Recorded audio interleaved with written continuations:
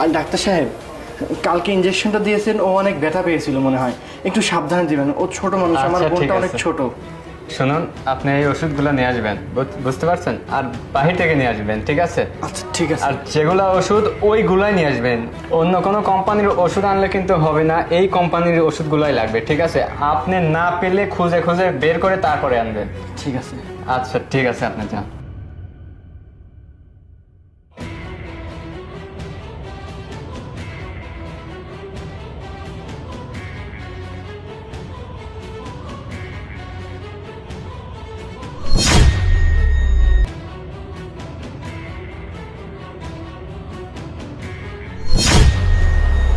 শুনুন বেবি, আজকে আসছো না, আজকে অনেক মজা করবো, বুঝতে পারছো? তোমার ভাইয়াকে তো আমি একটা ওষুধ লিখে দিছি, ওই ওষুধ তো এই বাজারে পাওয়াই যাবে না, বুঝতে পারছো?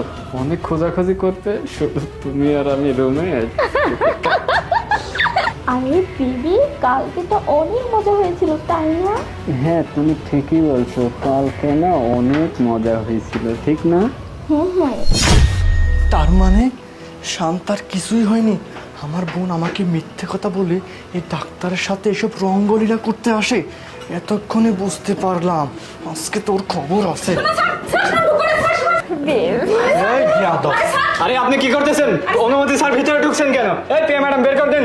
আরে আমি তো না করছি, তারপর ঢুকে গেছে স্যার। অনুমতি ছাড়া কেন ঢুকছে এখানে?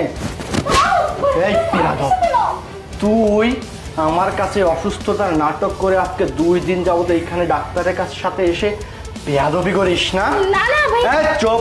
আরে আপনি কি এই বলছেন? বেয়াদব, তুই একটা কথা বল, তোর জিভ টেনে ছিঁড়ে ফেলবো এখানেই, একদম তোকে জানে মেরে ফেলবো, তোর ডাক্তারি জীবনে মানে শিক্ষা দিয়ে দিব।